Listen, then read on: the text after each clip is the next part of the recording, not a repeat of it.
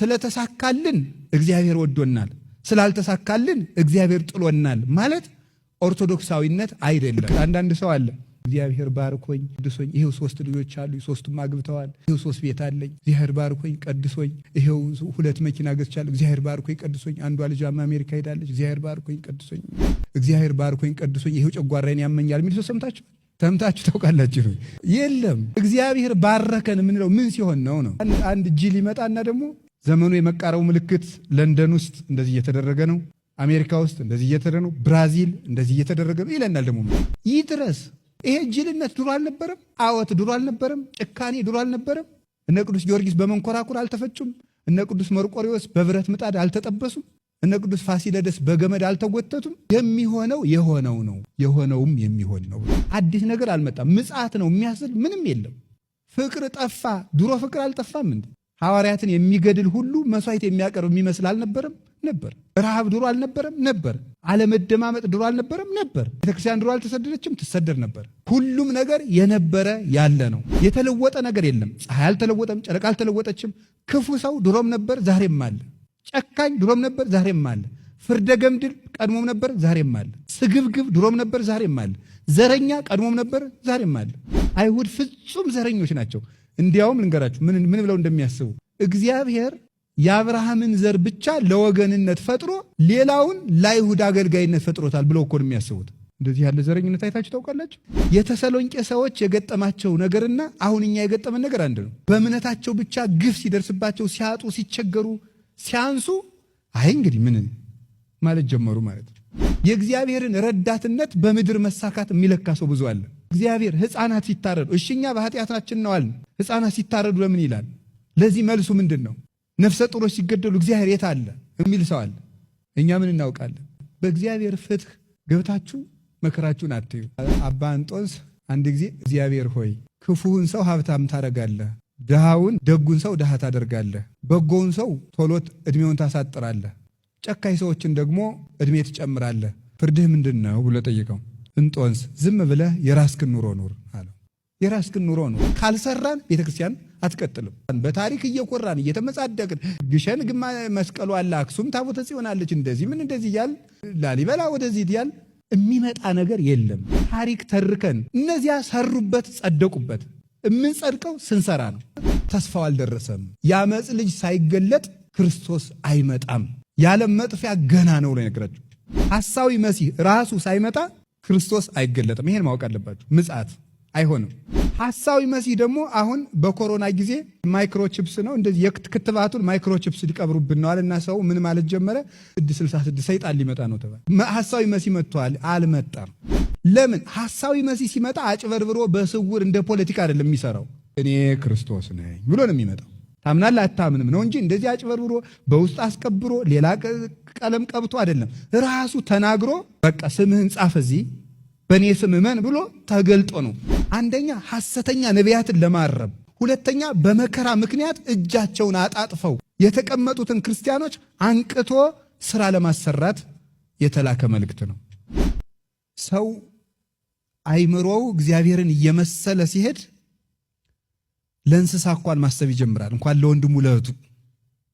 ሰው እግዚአብሔር እየተለየ ሲሄድ ሰው ራሱ ሞት ይለምዳል። አሁን እኛ ሀገር ሞት ተለምዷል። 10 ሰው ሞተ ቀለል ያለ ወሬ ሆኗል። አሁን 20 ሰው ሞተ፣ 50 ሰው ሞተ፣ 40 ሰው ሞተ ቀላል ነው። በእኛ ሀገር እየቀለለ መጥቷል ሞት ማለት ነው። ሞት ለራሳችን አይቀልንም፣ በሰው ስንሰማው ግን ቀላል ነው። እኛ ፈርተን ተጠንቅቀን እንኖራለን። ሰው ሞተ ሲባል ግን አይጨንቀንም። ሰው ተራበ ሲባል፣ ሰው አጣ ሲባል፣ ሰው ታሰረ ሲባል አይደንቀንም። እና ቅዱስ ጳውሎስ እንደዚህ ያለ አባት ነበር። የእያንዳንዱ ህመም የሚሰማው ሁለተኛ ቆሮንቶስ ምዕራፍ 11 ቁጥር 33 ላይ ሲናገር ታሞ እኔ ያልታመንኩለት ማን ነው ይላል። ታሞ እኔ ያልታመንኩለት ማን ነው ማለት ምን ማለት ነው? ቅዱስ ዮሐንስ አፈወርቄን ሲናገር የጳውሎስን ርኅራኄውን ተመልከት ይላል። እንደው አንዳንድ ጊዜ የምዕመናን ራስ ወዳድነትም ይታየኛል። ራሳቸውን የሚወዱትን ነው፣ እናንተን አላልኩም። ለምንድን ነው ራሳቸውን የሚወዱት እንደዚህ የምላችሁ? ቅዱስ ጳውሎስ አሁን የእያንዳንዱን ነፍስ ለምሳሌ በትዳሩ ችግር የገጠመው ካለ ቅዱስ ጳውሎስ የነዚያ ሰዎች ህመም እኩል ውጋት ይሰማዋል።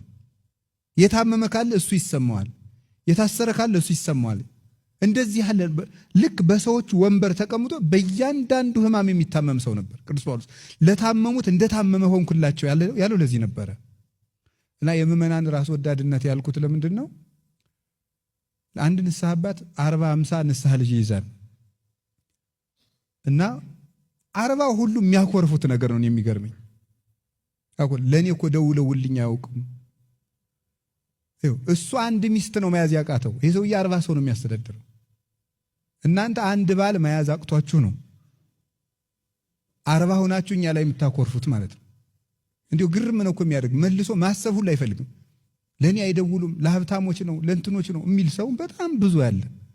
እንደዚህ ያለ ራስ ወዳድን የሰው ስሜት የማይሰማችሁ፣ የሰው ድካም የማይሰማችሁ፣ የማይደክማችሁ ለራሳችሁ ድካም ብቻ ይገርማል። ከንስሐ አባቱ በር ላይ 30 ደቂቃ በመቆሙ አቁርፎ እግዚአብሔር ቤት ተጠቅሎ የሚጠፋ ሰው አለ። እንዲህ እሳቸው አያስቡም እንዴ? እኔ ብዙ ስራ ያለው የቅድሙ ሰውዬ እንዳሉት ማለት ነው። እንደዚህ የሚል ሰው አለ በእውነቱ ማለት ነው። ስለዚህ መጠንቀቅ አለብን። ለራሳችን ማሰብ አለብን።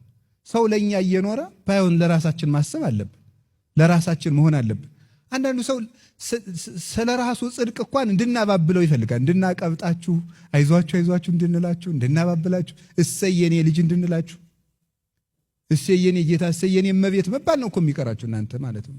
በቃ እንደው ተለምናችሁ በቃ ይሄ ህዝብ መናቅ የለበትም ተብሎ እኛም አልናቅርም። በእውነቱ ታውቃላችሁ አይደለም? አባ እንጦንስ ገዳም ረጅም ዘመን ዘግቶ ሲጸልይ ከኖረ በኋላ ይቅር በሉኝ እንግዲህ ረጅም እንደኛ ሳይሆን አባ እንጦንስ የኖረበትን ቦታ ብታዩት ትቢት ይልቃችሁ ነበር። እኔ ሰሞኑን ግብጽ እጄ ትቢት ለቆኝ ነው የመጣሁት። በደንብ አድርጎ ትቢት ለቆኝ ማለት ነው። እንዲሁ አሁን እኛ መነኩሴ ተብለን ደግሞ እንዲሁ በጣም ግርም ምን ያለ አባ እንጦንስ የነበረበትን እንዲሁም አንድ መምህር ምን አሉ፣ አባ እንጦንስ ያለበት ቦታ አጠቃላይ አንድ ሀገር ምን እንዲሁ አዲስ አበባን እንኳን 1 3 4 የሚያህል ሀገር ውሃም የለም ዛፍም የለም። እና እኔ እንዲሁ ባይሆን ወፍ የለም እናንተ አልኩ። እና አንድ መምህር ምን አሉ፣ ምን ልጠጣ ነው የምትኖረው እዚህ ምንም የሌለበት ምድረ በዳ? ደግሞ ከዚያም ደግሞ አሁን በእግር የሚወጣው 1500 ደረጃ ነው። ከዚያ ወጥቶ ዋሻ ውስጥ ነው የተቀመጠው ማለት ነው። ከዚያ ወጥቶ እና ደግሞ መነኩሴ ሲባል ልኩ ይሄ ነው። እና እሱ አባ እንጦንስ አንድ ጊዜ ከተማ ወጣ እና ምእመናን ከአባታችን እንባረክ ብለው ላዩ ላይ ሲፈሩ ተንጫጩ። እና ደቀ መዛሙርቱ ተውቶ አባታችን ላይ አትንጫጩ እሱ ባይታዊ ነው አሉ። ምን ብሎ መለሰ መሰላችሁ? ተዋቸው፣ ይህ እኮ የክርስቶስ በጎች ድምፅ ነው፣ ያጋንንትን ድምፅ እንኳን ችዬ ኖር ያለው ብሎ ተናግሯል ማለት ነው። ምእመናንን ሲሰማ የክርስቶስ በጎች ድምፅ እንደሆነ የሚሰማው ሰው፣ የወንድም ድምፅ፣ የእህት ድምፅ የሚሰማው ሰው እሱ ነው ሰው ማለት። ቅዱስ ጳውሎስ እንደዚህ ነበር የሚያስበው። እና እነ ቅዱስ እንጦንስ፣ እነ ቅዱስ ጳውሊ፣ እነ ቅዱስ መቃርስ ይሄንን ነበር ሲያሳዩን የነበረው ማለት ነው። እና ክርስትና ለሌላው ማሰብ ነው የምላችሁ፣ ለሌላው መኖር ነው።